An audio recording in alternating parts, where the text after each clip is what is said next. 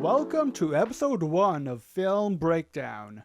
And today, my guest is Andrew. How are you, Andrew? I'm pretty sick right now, but I'll survive. Alrighty, alright. Well, at least it's not um, serious, I hope. Oh no, it's just a common cold. That's good. That's Yeah, good. yeah, I'm okay. Alright, so what's our first podcast about?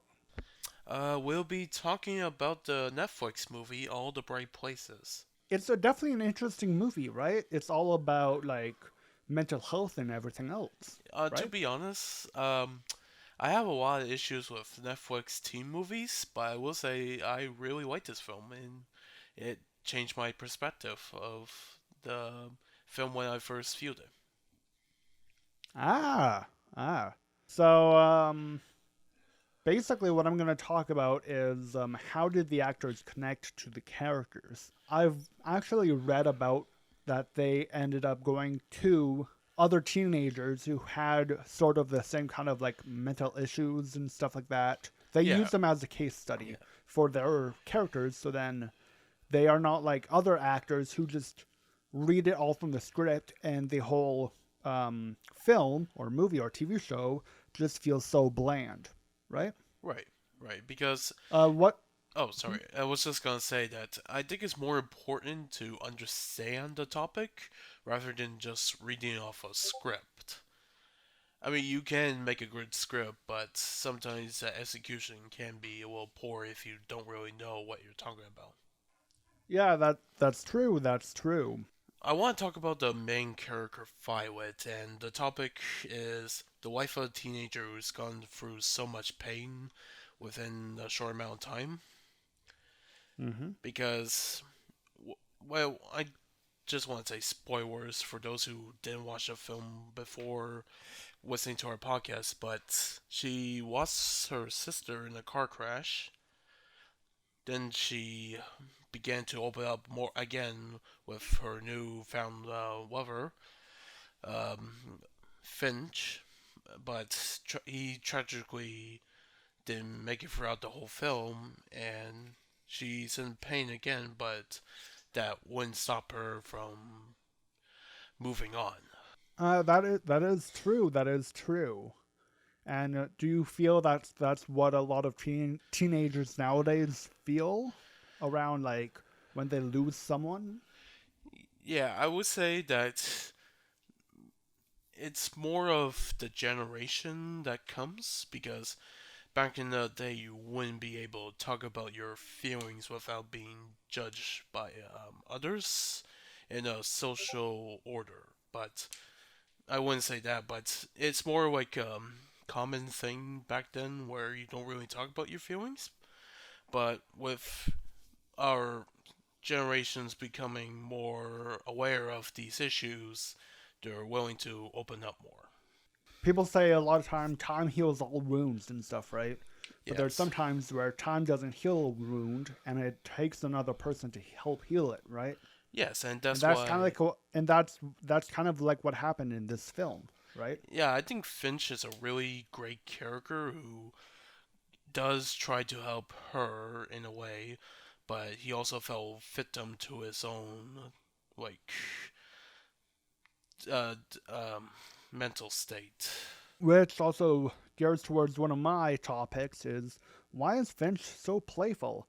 Well, the reason why he's so like playful, outgoing, and stuff like that is because he doesn't want to have people feel like what he's feeling. He wants people to enjoy life. He doesn't want people to end up wanting to be like him and stuff, right? Right. So that's why he goes and takes Violet out to all of these different places. Yeah.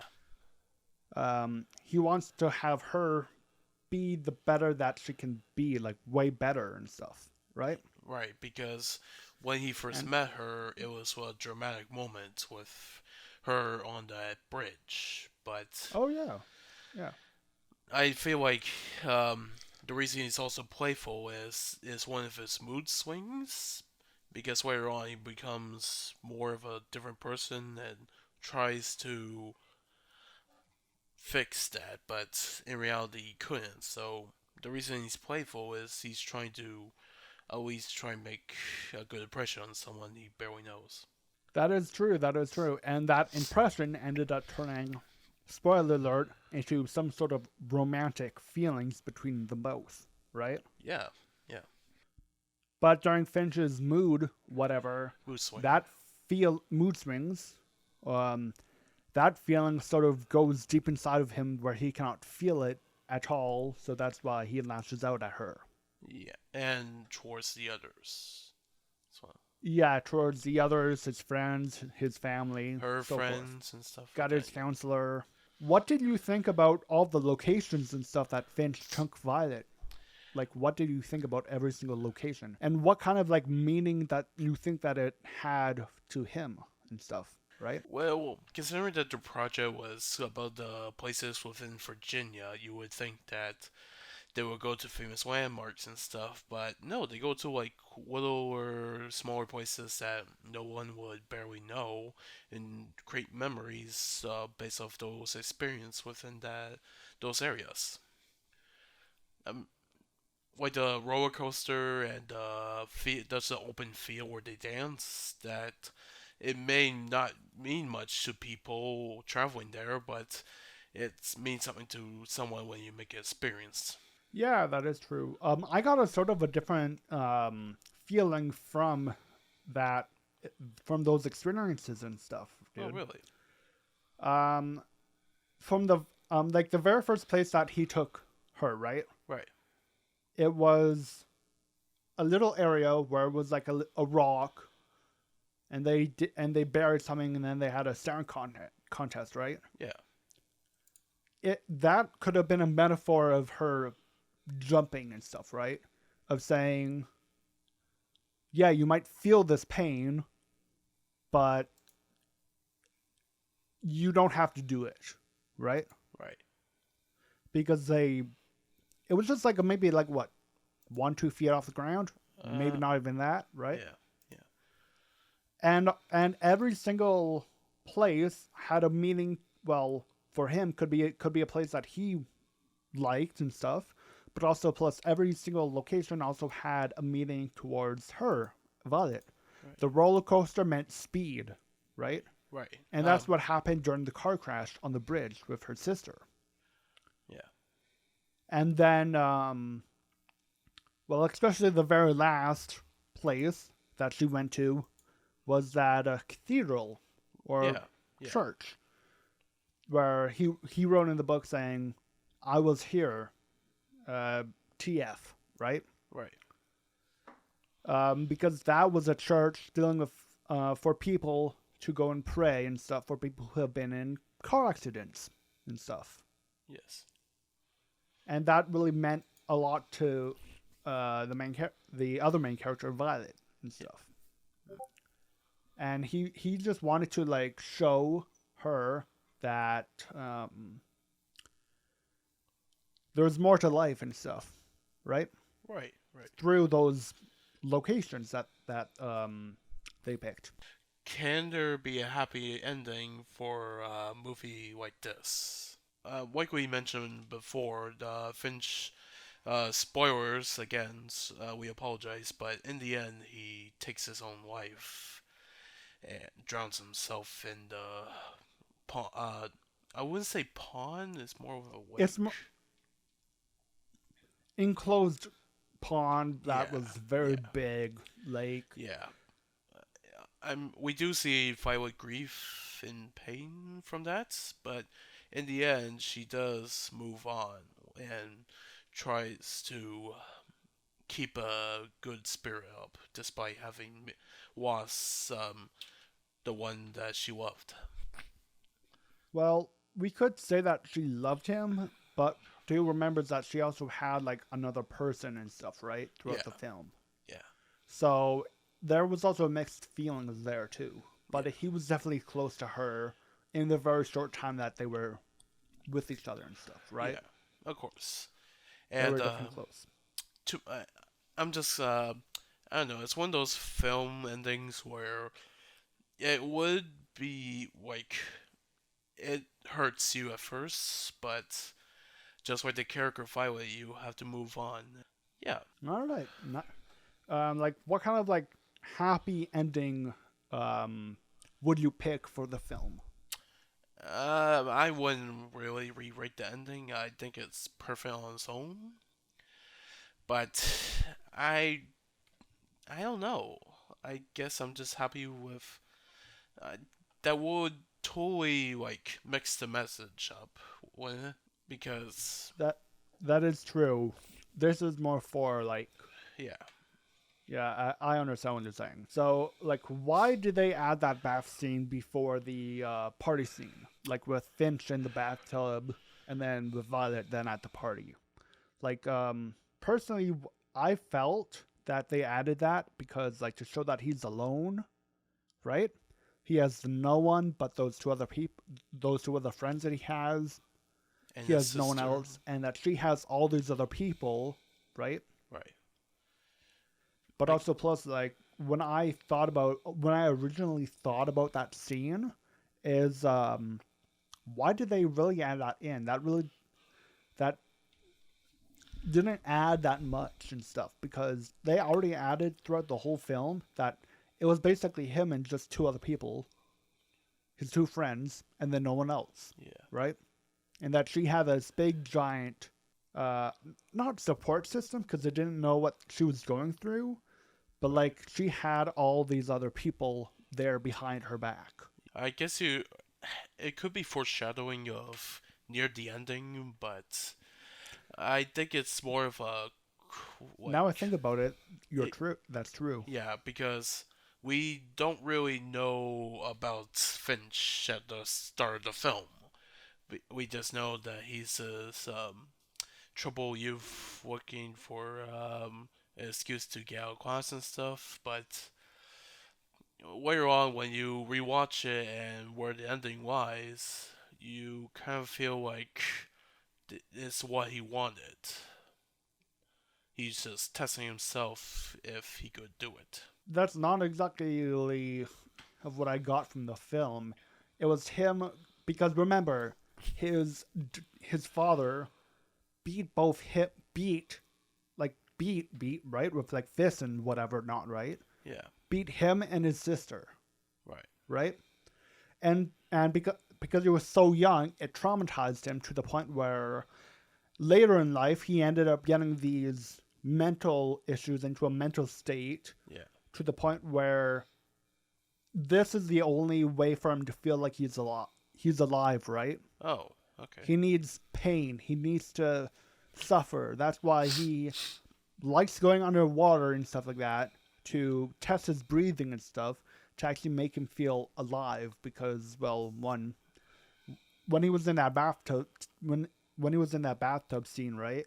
Right, He was he was very close to like where he wouldn't drown, right? right, Because he can just come up for air and stuff, but he still used that to basically like feel like he's alive because every day he did say is that when he was beating up that other teenager and stuff, right? right. He did say is that when I was fighting with him, it felt like I was watching down at myself, and that didn't feel like it was me. Yeah, you could be right. Violet's fear of cards and why it changed. Like why do you think that Violet started to trust being in a car and stuff? Because remember, at first she's like, I ain't getting in the car. We have to go by bike or not at all, right? Right, right. But then halfway down, he's like, oh yeah, we can go to this place. It's 100 miles away, and we won't be able to get there by bike. So, come on, like I'll drive like, what was it, 30 miles per hour, and then 50 miles per hour on like the highway or something like that. Yeah. Like, why do you think it changed to the ending of the whole thing? Well, I think it's because of what she went through at first. Uh, the car accident. I can't remember if it was her driving or her sister. No, I think it was her sister. Wait, all right, now I do not remember that Okay, at so all. we could be I'm not wrong. 100% So sure. send Yeah, we could be us a wrong. message of us being dumb and stuff. But I think it's Yep. because her driving in a car or being in a car she gets nervous that it might happen again. So when Finch convinces her to at least take a ride or at least drive the car, she doesn't have to be afraid of something that only happened once. And also, plus, like, at the end of it, when Finch doesn't show up and not right, she starts to panic and she's like, "Oh, where would he go?" And she knew that one place, Right. that's where he would go, right? Yeah, yeah. To be alone. And then she finds all his stuff there at the lake, pond, whatever you want to call it, right? We'll And call the it only a way quarry. to get there, yes, the only way to get there was by car, and Yeah. so she had to take her own fear, put it away because she wanted to go and potentially save boyfriend, close friend, close lover, whatever you want to call it, right? That obviously didn't happen. She didn't save him, Yeah. but like, She overcome her fear because yeah, she overcame her fear. And stuff another like that. fear was taking place. Yeah, no, yeah, of course, another fear took place. Okay, this may be controversial within our Netflix viewers, but do you think that Netflix has so much of a teenager movie bloat? Like there's too many teenage movies on there that overshadowed this type of movie. Yeah, like there are too many teen movies and stuff, right? Yeah, But when you look at it, the teen movies and stuff, who's watching them, right? yeah, Teenagers. yeah, And some adults who love teen movies with like teenagers being them. yeah. Like being like I Like, mean, when experiencing life. yeah, when you watch a movie like All the Bright Places and compare it to a garbage teenager movie like F the Prom, what do you think Mm-hmm. is more realistic? This sort of multi-million dollar movie made by the guys who made Let's React or something. Like personally, I would say that this movie, All the Bright Places, is more realistic than anything and stuff, right? Yeah, Because it deals with what teenagers go through on a daily basis. yeah, And the thing is that like also like a lot of like adults and stuff, yeah, like us, right? right. We don't really know what these kids are going through. Yeah, because it changes. The teenager experience changes each generation. Like back in the 60s and 70s, there was this Cold War fever going on, or like the new rebel phase and stuff. Then in the 80s, it changed to something else. 90s, 2000 keeps on changing. All right, so this is the ending of the episode. Where can people find you?